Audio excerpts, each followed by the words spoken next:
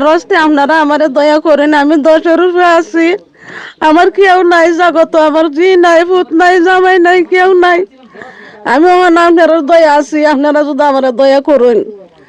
আমার কেউ নাই জগত, আপনারা যদি আমার দয়া করুন, আমি আপনারা সর্বপ্রথমেই আল্লাহর ওয়াস্তে এই দুঃখিনী অসহায় মা তার প্রতিবন্ধকতায় প্রতিবন্ধী ব্যক্তি সমাজের বোঝানোয় সর্বোচ্চ ভালোবাসার পাত্র আমরা সর্বোপরি আমি স্লোগান দিয়ে থাকি।